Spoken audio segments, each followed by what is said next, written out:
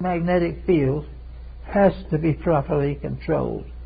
It has to have proper energy moving into it constantly. That's not possible if you turn this field into a playground for narcotic addiction.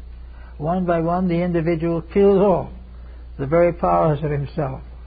And it's not going to be so pleasant for the individual who maintains his physical structure but commits suicide to his magnetic field. He's going to find that he has destroyed something far greater than he could possibly gain. But as long as there is in him the realization that he shouldn't do it, that he must try to correct the condition, that he must discipline his nature, as long as the dream is still there, he has a good chance of fulfilling it. Once he gives in, however, he is out of the race for the moment. He'll be back, but he will have to come back and suffer for the things that he did that were so frightfully wrong to other people. We look around us in all departments of life. We find constant exploitation, constant selfishness, and constant misunderstanding. All these things have to do with the creation of stress. There will not be any stress that we can't handle if we are willing to be honest. And if something is too big for us, this is not necessarily the source of stress. There is always some way of adjusting to what we understand of it and growing. And it's very good to have something in front of us that is bigger than we are now. And we got to get back again to the guild system that was one of the great protections against stress. To protect an individual who is in an economic problem from turning to dishonesty is to give him a second string on his own bow. If an individual is in a certain business profession and that profession is no longer existing, or it is overstocked with people, or he cannot get a job, then he is either unemployed or it becomes an object of charity. The ancient system of management was that every individual had to have two or more diversified areas of activity so that no matter what happened, he had a job. Martin Luther made clocks, but if they didn't make clocks anymore, he had something else he could do. And Louis XVI of France, he had something else to do. As a king, he was a failure and died on the guillotine. But the night before he died, he corrected all the clocks in the Bastille. He died usefully occupied. Now there are many people who have narrowed the areas of their activity until it then happens to their specialty, to that job that is all important to them. They're lost. They're lost, their economics falls to pieces, their homes are lost, their business associates don't speak to them anymore, their children can't finish their education. All is terrible. The only answer to that is a diversification of activities. And it is also the only basis upon which mental health can be preserved. The individual who has two cooperating areas of industrial activity is comparatively healthy. If something happens to one, he's got something to fall back on.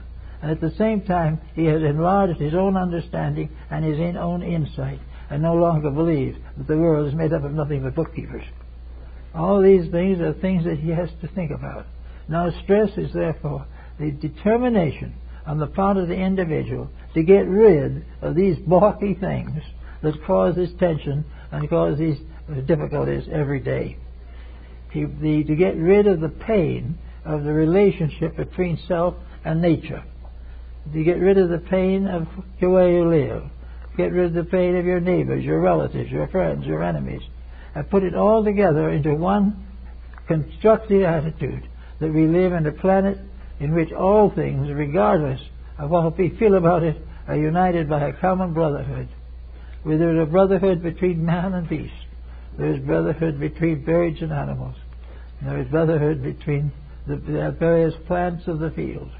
Everything in its own right, like the plants in the field, grow and fulfill their purpose.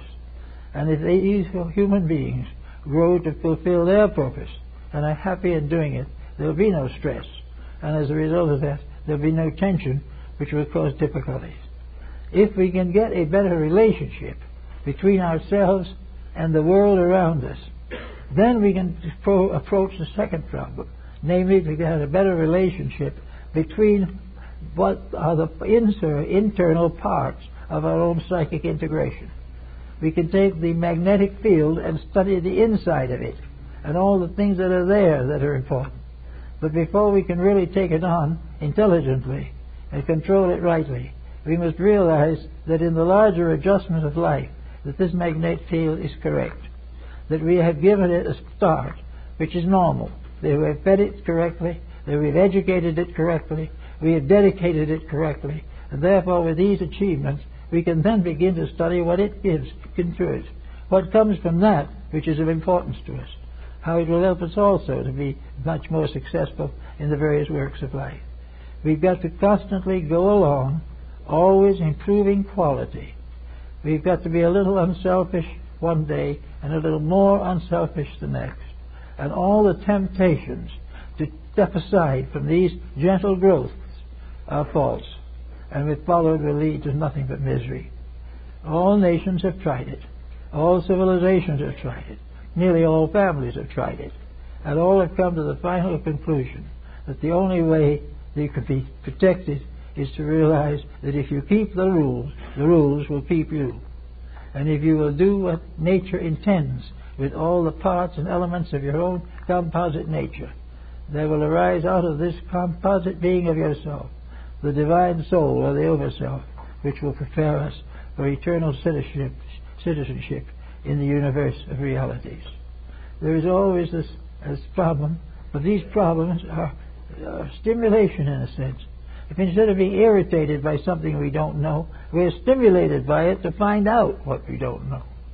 If we are caused to be irritated by something that someone says, how about being big enough to realize that they may need the experience, they did the best they could perhaps, not right. Maybe you can help them.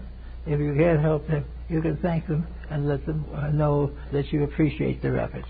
Everywhere you can turn this rough edge of conflict. And one of the problems we all have today is conflict. There's hardly anyone doing anything in which they are not being opposed by someone. There is jealousy in every field. There is more or less competition even in the closest family. Therefore, it is necessary to bridge all these differences, unite all these conflicts under a gentle, kindly, religious understanding. That when anything comes along, that we realize that it's our right, our privilege, and our duty to do all that we can to keep the peace. And if we can keep the peace in the world will keep the peace inside of us that we need so badly. Now, we all know these things in principle. We all know that tomorrow there will be more temptations to break the rules. But we also know that in the long run, the whole world must do what it was intended to do. It must unite to the glory of God and the service of mankind. This universe was created by a divine purpose. It was created for a divine purpose. It was created to enable a vast order of living things to grow and mature and prepare to become citizens of space. Well, we are the citizens of tomorrow, for worlds that go beyond the galaxies. There is a great eternal life going on, a life eternal, which begins in deity and ends in deity, and in the middle distances is filled with useful relations and affections and mutual regards of love and fellowship for all of us. Thank you.